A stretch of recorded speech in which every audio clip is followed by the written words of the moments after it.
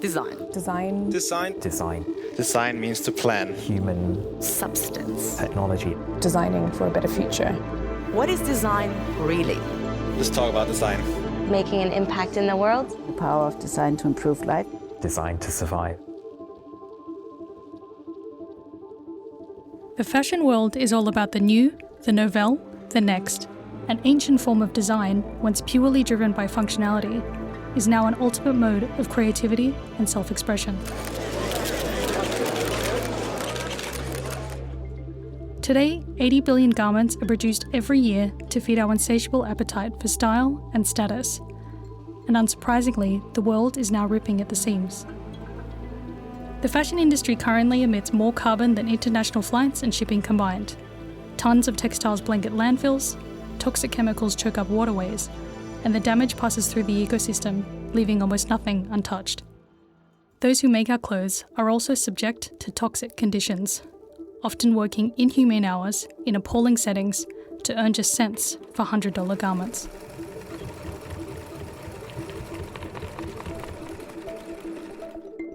From haute couture houses to fast fashion giants, most brands are guilty of feeding this exploitation, just as we, as consumers, are guilty of paying for it.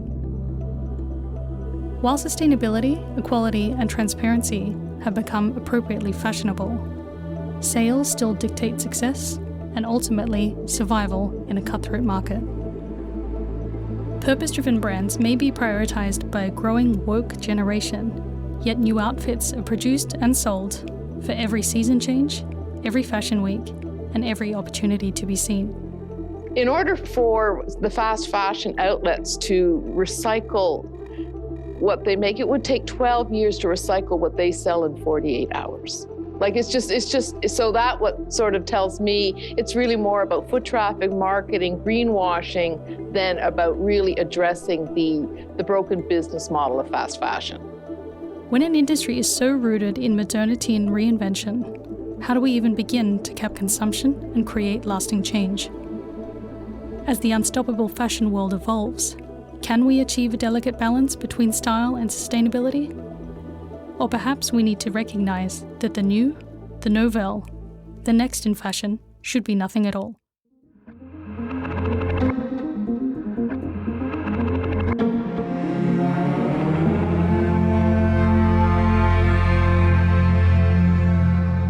Welcome to Can Design Save Us, a series exploring design as a pioneering force for good. We dive into the most pressing problems of our time and meet people using design to solve them. We explore the good, the bad, the complex, and the controversial. My name is Lesley Price, host from the Index Project, and my guest today is Travis Peoples, COO at the Global Fashion Agenda. The Global Fashion Agenda is spearheading the fashion industry's journey towards a more sustainable future, with partners such as ASOS, Bestseller, H&M, Nike, and many more. GFA is also behind a leading business event on sustainability and fashion, the Copenhagen Fashion Summit, which is broadcasting live this October 12th to 13th. So welcome, Travis, and thank you so much for joining us today. Pleasure. Thanks for having me. So I guess we'll start off. You have a very, very interesting background, starting in law and now working in fashion. Tell us your journey. How did you get here? Well, that's generous of you. I think it is quite interesting. It's certainly been non-linear. Maybe take a step back. I'm from the Midwest in the United States, and both of my parents worked at General Motors in Detroit. And if you know anything about that region, you know that economically, towards the end of the 20th century, things were quite dire. Mm-hmm. So they always encouraged us to get a professional degree, be a doctor, be a lawyer, be a university professor, something that would give you more stability, make you more comfortable in life, but also, in the best cases, be able to give back. So that was the path I took. Mm-hmm. As I reflect on it now, it feels like maybe not enough consideration on my part, but nevertheless, I had a notion that no matter what, if I started with this, it would open a lot of doors for me. So went to law school, went to Duke University, really great experience, challenging, everything I expected, and landed a job at one of these prestigious, coveted international law firms in London. Mm-hmm. And really thought I made it. I mean, it was all the stars had aligned. I can't tell you how proud my family was that I was going to be doing something, so unexpected from where I come from. And when I was there, I was surrounded by just incredibly brilliant people with a level of commitment it was just really impressive. But it was also very intense. And after a few years of experiencing that intensity, it really forced me to reflect on whether that's what I really wanted, to operate at that pace and with that subject matter. And I eventually got to a point after a few years of realizing that it wasn't the place that I felt like I could be my most dynamic self. Mm-hmm. And so I remember vividly, I walked to the office one day and I couldn't walk inside. I just was sort of stuck at the threshold. And that was the day that I realized that it was time for me to try something else. It was the first time in my life that I really listened to myself and listened to my body. And I can tell you when I decided to leave, it was a shock to my friends and family and coworkers, but it was a decision that I made for me. I didn't really know what was next, but I found myself back in the U.S. on the West Coast in California, and ended up doing quite a number of things as in a way of trying to find myself, reinvent myself. I had a tech startup with a friend of mine that we ran for a few years. I was doing some writing.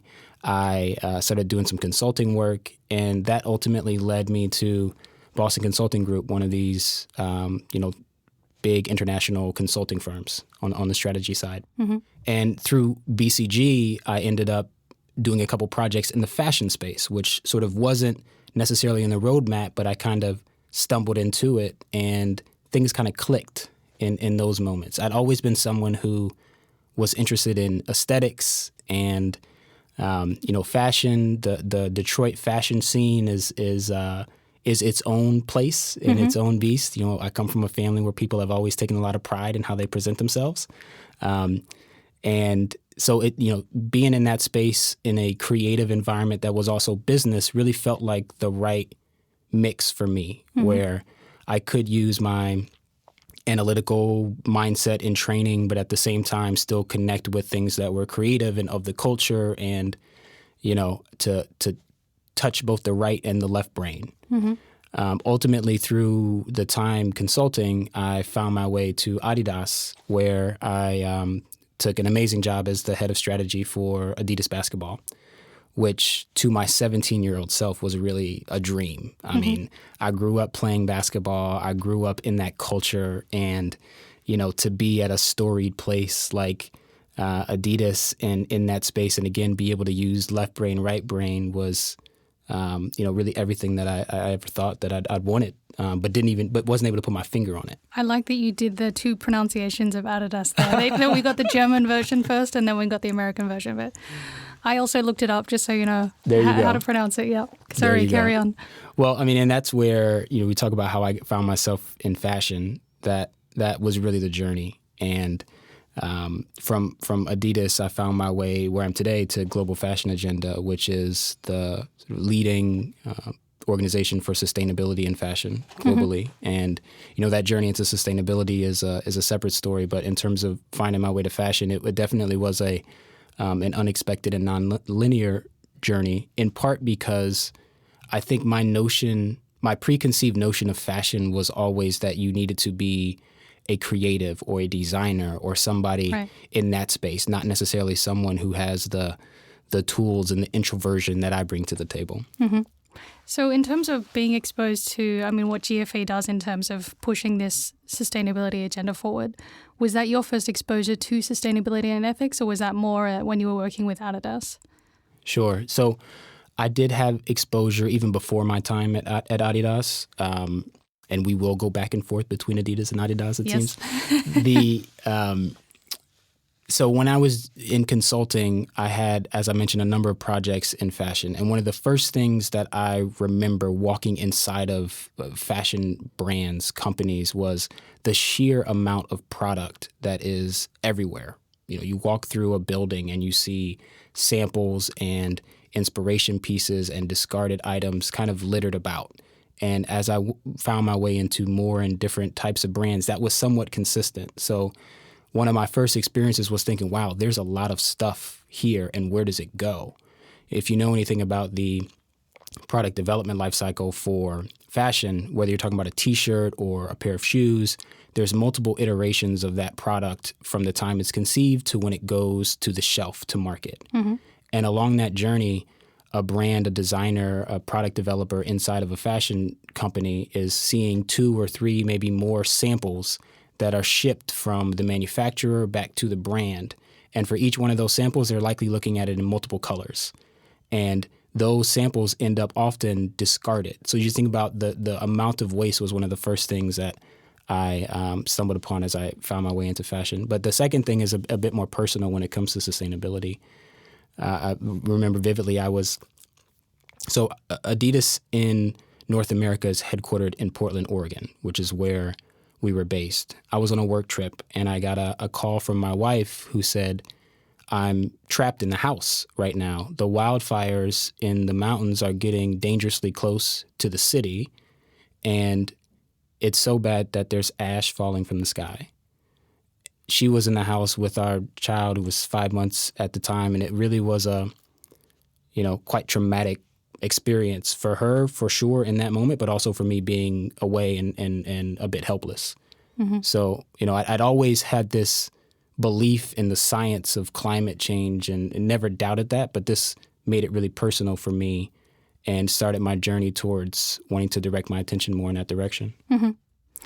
I mean, for a lot of people, including myself, starting off as a skeptic, sustainable fashion, a lot of people say can it even exist? Like, of course, there's a lot of brands, purpose-driven brands that really prioritize this kind of stuff, but it's still an industry driven on producing more things.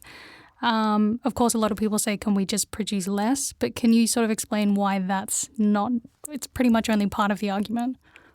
Sure. Well, the part of the question around should we produce less is definitely part of the sustainability journey. If you look at the trajectory that we're on in terms of the volume of clothes that we're making, the projection is between 2020 and 2030, we will increase the amount of garments that we create by 81%. And that is unsustainable, just to put it, it puts us at a place where we, really start to get to a point where we're talking about exceeding planetary boundaries. So certainly there's a notion here when you talk about sustainability in fashion that we need to produce less and we need to consume less. So, often when we talk about the volume, we don't talk about how much is produced and then either wasted or produced and sold at a deep discount, which makes you wonder, is the value really there and was it worth the effort? On the flip side, we as as humanity, we're full of creativity and ingenuity, and we're going to create things. What we need to do is not sort of, minimize that creative spirit because that's really important. It's shaped many amazing things that we have today, but we just need to be able to channel it and put some guardrails up that points us in the direction of doing things that aren't causing harm to people and planet. So 81% in the next 10, 20 years, what was? In the next 10 years. Just in the next 10 years, okay. That's a little bit depressing and a little bit scary. So obviously 2020 has been a rough year for everyone, particularly for the fashion industry. How have you guys seen things change, I guess, now, and potentially how do you see them changing in the future? Sure, yeah. I mean, 2020 continues to be quite traumatic. The COVID-19 brought a incredible humanitarian crisis to us that, continues to reverberate. In the fashion space, it's an industry that was particularly impacted negatively. People are not buying clothing, and when things are unable to be shipped between manufacturers and other places they need to be, then, trade effectively stalls.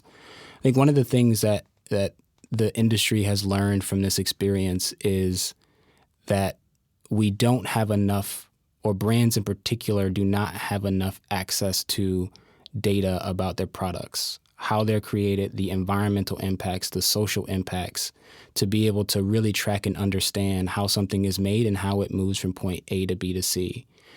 That is a fundamental element if you're talking about sustainability. If you don't know how to trace your product, if you don't have good data on what it's made of, then you're really not going to be able to direct your efforts in order to improve it.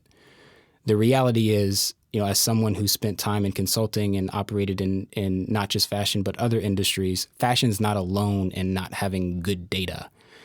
to base decisions on. This is something that, you see in industries that you would really surprise you. So in fashion in particular, I think this is something that absolutely we're aware of now, more so now, or I should say the particular players in the space are more aware. The second thing I'd raise is, through this crisis, we've also seen, or we should expect to see moving forward, more of a movement towards more equal partnerships between brands, manufacturers, and others in the chain. The impacts of COVID-19 and from a business perspective and a social perspective have been felt not just in the global north, but also in manufacturing countries, many times even more so. Yeah. So, I think that the acceptance of that relationship is becoming less tenable. And moving forward, there will be more focus on making sure there's more equality in that space. Mm-hmm. Do you anticipate that it will be a lot more localized production? Of course, if we don't have logistics and transport, will we still be producing a lot of clothes in Bangladesh, for example? Do you see more brands sort of moving towards local production, or you think it's still we'll still be doing it the way we always have? I think it remains to be seen. It's important point to call out that local production or local-ish production doesn't necessarily mean that something is more sustainable. Mm-hmm. A product that previously could have been produced in, the Far East, to move that production to a country in Europe doesn't mean that the social sustainability or the environmental and other impacts have been reduced. So I don't necessarily know if that's going to be the future, because if you really look at the impacts across the chain, there's still a lot that can be done, regardless of where you're manufacturing. Okay, yeah, I think it's a completely valid point, particularly on the social side. It doesn't necessarily mean the working conditions are better, particularly with how things are going now in Europe.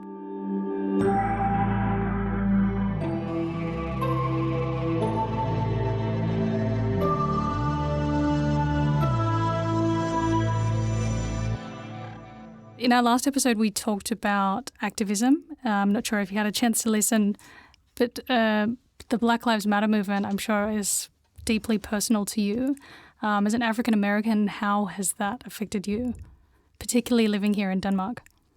Sure. Well, I think that's actually, first of all, it's something that doesn't leave your mind.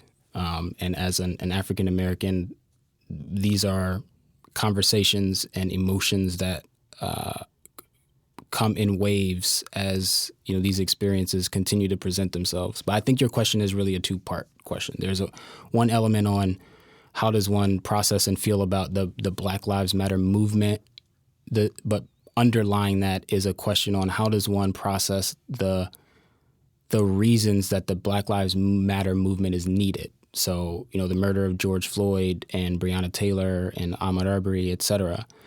And, that constant sort of reminder of inequality and brutality against Black and brown bodies and people who look like you is very traumatic, as you would expect. It spawns a range of emotions and, for many emboldens action to want to be part of making a change.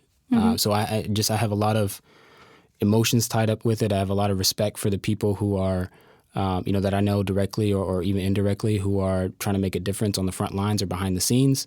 A lot of solidarity with them, a lot of solidarity and empathy for Black and brown Americans in particular who have been carrying in this weight for a really long time and appreciate that sometimes you have to set it down in order to continue to do the day-to-day things that you need to in life. Mm-hmm. So it's a really complicated, emotional experience. The experience as a Black person in Denmark is not the same as that in the United States. There's less violence in Denmark, and not just against people of color, but also generally in society. So there is a feeling of more safety being here for myself and for my family. But at the same time, it's impossible not to feel the moment and how important it is to drive change from everything and the pent up energy that is now being directed in this way. Mm-hmm. I mean, diversity and particularly the movement, it's been, I guess, it's such a complex thing for brands to sort of tackle and address. There's, of course, some criticism about virtue signaling, basically, or even brands capitalizing on the movement. Some of them are trying their best, but what's your take on that?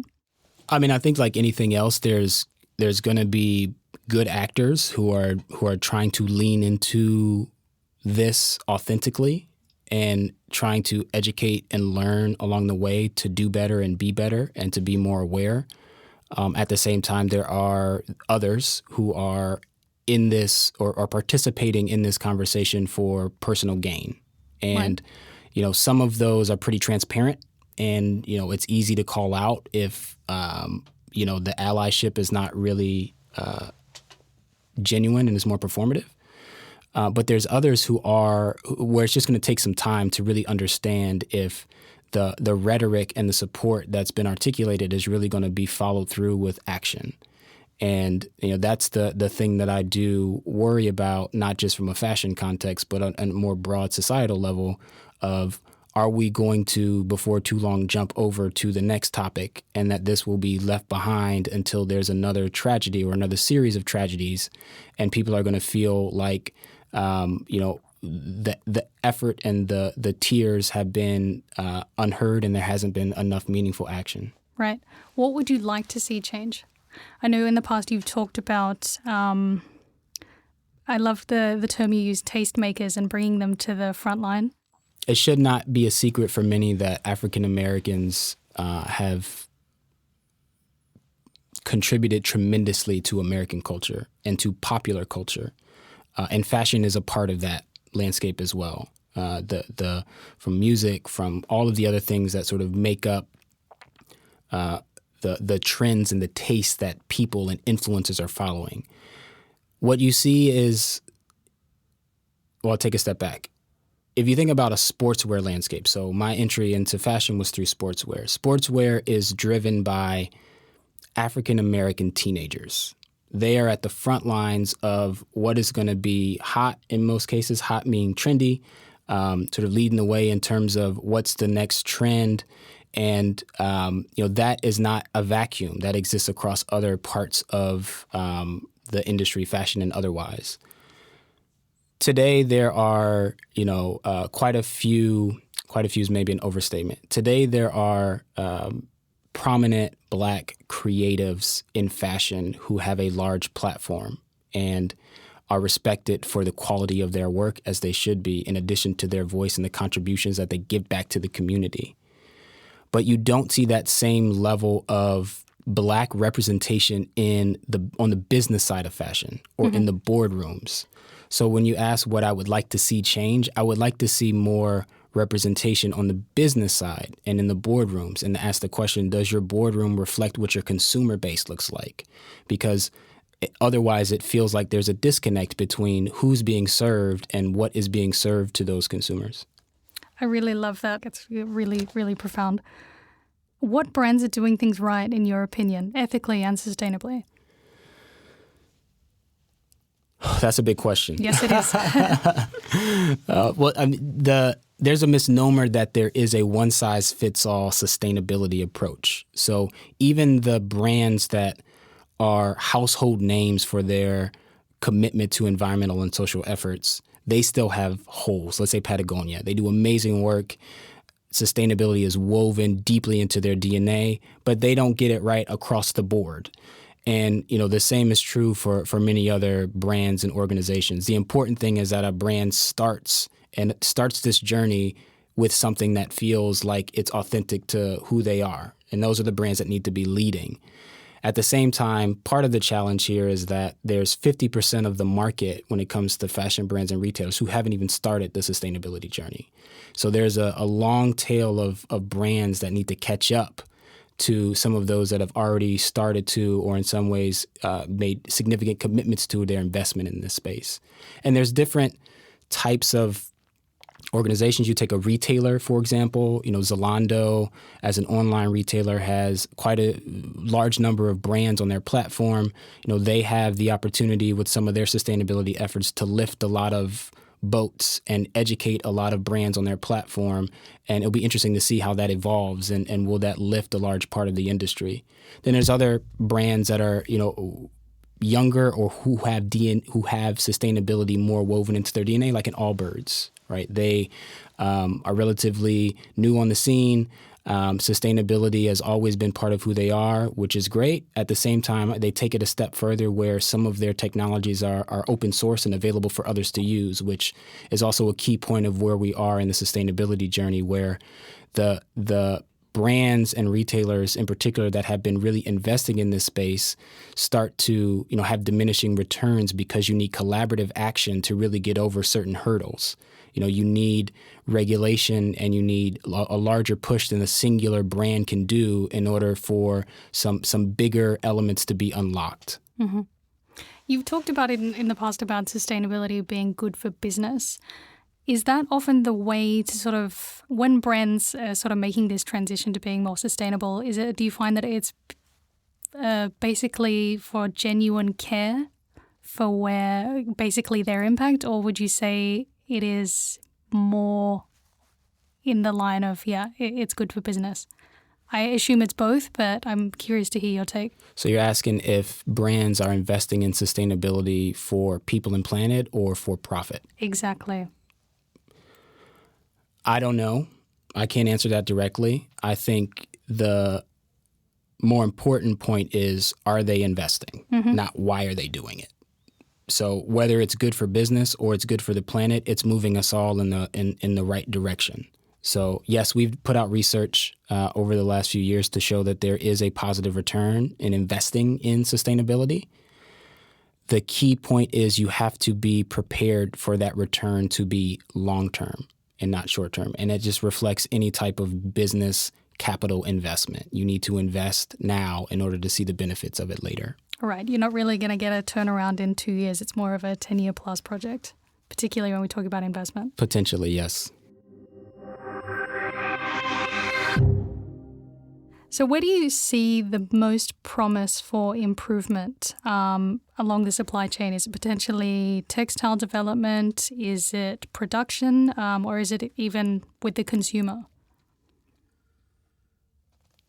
There's a few areas of promise, as you say, right? Promise has interwoven into it a notion of realism, right? Is this going to be plausible? On the industry side, we're moving in a direction where transparency and traceability is becoming something that's more adopted and widespread than it has been historically. So there's promise there to have a baseline toolkit on how we all talk about sustainability and that everyone is defining it in the same way is also something that is needed in the industry. And it feels like we're getting close to a place where that's going to be more widely adopted and we're going to be speaking a more common language with the Higg Index and some other tools that are being launched. There's also an element in on the industry side where the investments that have been made into technology are now starting to get to a point where we're seeing them become scalable. Mm-hmm. One of the challenges so far in the industry as we've been on the sustainability journey is that the innovations that have started and been growing have not been to a place where they could really service a broad part of the market. And there's promise in getting over a few of those humps with having some scalable technologies that are going to be able to unlock some more of this. But then if we step outside the industry and look more from a regulatory standpoint, I think there's a lot of promise there. Some of the work that we do is related to promoting circularity within the EU as it relates to textiles, so that the approach to textiles is similar to the approach that's done in other industries in terms of prioritizing the recyclability and the circularity components related to garments that people typically would throw away or try to donate, but that this would be put back into the system to be reused at some point in the future. But you also mentioned the promise around consumers. Yeah, are you optimistic consumers are making better choices? Or I'm optimistic that some of the research that we've done and seen is that consumers are more aware of sustainability, that coming out of COVID-19, something like 2/3 of consumers are more interested and focused on climate change in terms of their purchase decisions. So there's a growing awareness, which is fantastic. In terms of whether that awareness leads to action, I think we're still looking to see that happen at a significantly higher clip. It's one thing to say I'm interested and I'm open and I'm aware. It's another thing to be at the point of sale and then to make the decision to go left or right. Mm-hmm. Do you see a difference between, I mean, this is very much in a generalized, it's a very general question, between American and Scandinavian consumers, just out of curiosity? In what sense? How high sustainability is placed on the agenda. At least myself coming from Australia, sustainability is relatively new. Okay. So it is very different. Even when you talk about it at home, you'll get these very confused looks. Whereas, of course, in Scandinavia, it's very sort of standard. Just, wondering in your experiences what it's like. The difference is, well, there's a couple differences. One, the U.S. is so massive compared to Scandinavia. So it's difficult to talk about it as a monolith, right? Where I'm from in the Midwest, I think they're further behind on the sustainability journey than the West Coast. Talk about California and Washington and Oregon. You couldn't buy groceries in a plastic bag for many years on the West Coast. Whereas in Denmark, I show up to the grocery store and my bananas are wrapped in plastic. So there's some elements where there may be more awareness, but in terms of how things are implemented, it's not uniform. So again, it's similar to the discussion around fashion brands. There's some areas and some pockets and some industries in different parts of the world that are doing it really well, but it's not, you can't say that this region is really good across the board because it's not necessarily the case. Yeah, completely fair enough. I hope I didn't offend anyone or won't offend anyone in Australia, basically hinting that they don't know about sustainability. Anyway, what do you think, I mean, right now, what are the biggest pain points for the industry, or perhaps what would you like to see change most? Well, one of the things we talked about earlier was around the amount that we produce. So it's really important for us to get smarter about the volume that is necessary to bring to market. On top of that, from a sustainability standpoint, the point around having all of us speaking a common language in the industry where sustainability can mean the same thing to you as it does to me. Because right now, someone could make a proclamation about sustainability or have a part of a product or part of a collection mean a certain thing, but that doesn't necessarily resonate with others across the street who may make the same proclamation but do so in a different way.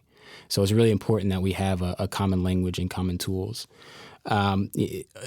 The other element on sustainability is I think that the point around getting us to a scalable point in the innovation space where, some of these really cool fabrics and technologies that already exist but haven't been able to be rolled out, to be able to get a quote unquote leather jacket that's made out of cactus or pineapples or, silk being used in a sustainable way. Like all of these things are really cool. And when you sit down and you look at the technologies or you hear from some of the innovators, you're really blown away at the creativity and the work that's been done to create these really interesting things. But, as they say, I think as a necromancer, the future is here. It's just not evenly distributed.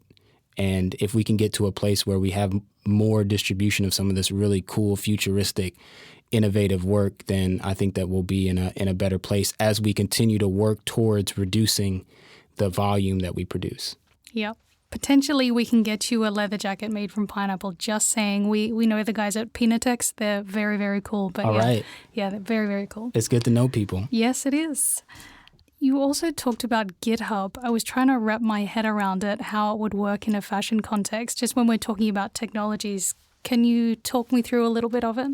Sure. I mean, GitHub is a technology platform where coders share some of their code. Sort of like open source place where, a coder will say, I've already made this widget that you can plop into your website. You don't need to create it from scratch. Just take that, copy, paste, and, you're off and running.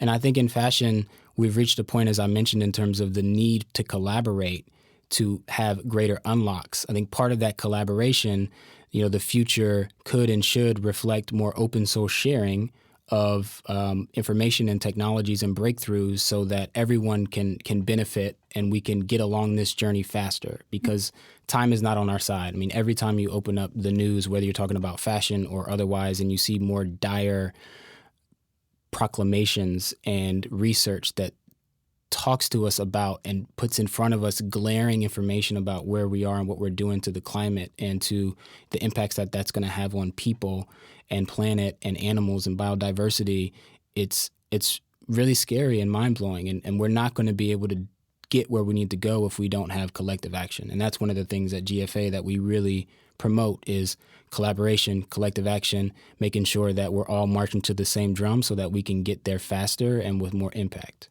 Yeah, absolutely. I loved when you said, when we last talked, you said the timing to do this was yesterday. Love that one. Maybe we should get you to say it for a good soundbite. Sure. There's a lot. There's going to be a lot of good ones. You talked about incentivizing good behavior. What else can consumers do aside from vote with their money? Sure. Well, you'll hear a lot of recommendations for consumers that some are grounded in science, some are grounded in research. We just released research with McKinsey in a report called Fashion on Climate, where we have a consumer section and effectively lay out a couple recommendations such as washing your clothes less frequently, extending the life of your garments, keeping them longer, and really reflecting before you make another purchase is whether or not your closet already has what it is you think that you need. All of these things help, but I think sometimes it can feel complicated. Sometimes we overcomplicate. I have a 3-year-old son, and I find myself reading a lot of children's books, and he has a book on recycling right now that he's really into. And it just talks about the same things that I learned as a kid around reuse, reduce, reuse, recycle. Mm-hmm. And sometimes it's really as simple as that. I think sometimes we try to make it too complicated. Yeah, absolutely. So you guys have got the Copenhagen Fashion Summit coming up. So it's the 12th to the 13th of October. Could you maybe tell us a bit about it? Sure. So Copenhagen Fashion Summit is an annual event that Global Fashion Agenda puts on that brings together leaders in the fashion industry to talk about and accelerate, take action on sustainability. We've been doing this since 2009. It is the leading forum for these type of discussions. Of course, this year, with COVID and all of the implications around that, we have not been able to put on a physical event. When we don't think that the sentiment is there to try to do it. So instead, we've pivoted to a really exciting digital experience, which we call CFS Plus, mm-hmm. which is a mix between pre-produced content, almost like a TV broadcast, which we've been filming over the last months in different locations around the world. So we'll bring that to life to have sort of industry luminaries talking about sustainability and some efforts that they've been driving. We'll unveil some new sustainable products that have been developed by up-and-coming and leading creative directors around the world, which is really thrilling. And on top of that, we're also going to deliver our Innovation Forum, which is a space that we've created where we connect brands and retailers with innovative solution providers to broker a connection for a brand to say, hey, I need this type of solution in my supply chain, or I need this type of technology solution to make my processes more sustainable. Then we connect that brand with one of the solution providers that we have in our network and mm-hmm. sort of broker action so that we're not just talking about sustainability and patting each other on the back, but that we're actually driving impact and making the connections that will drive the industry forward. Yeah, absolutely. I'm really looking forward to tuning in. Is it free? It is free. It is free, I'm yes. glad you Perfect. asked that question. Yeah. It's free. free. I signed up and I was just making sure. Okay, that's perfect. Fantastic. CFS Plus, October 12 and 13. It's free. We'll see you online. It's going to be amazing. Yeah, I can't wait. That's all we, I guess, have time for. Not necessarily, but all my questions. But thank you so much, Travis. It's been really brilliant. So much to take in, but yeah, it's been really, really awesome. Thank you so much. My pleasure. Thanks for having me.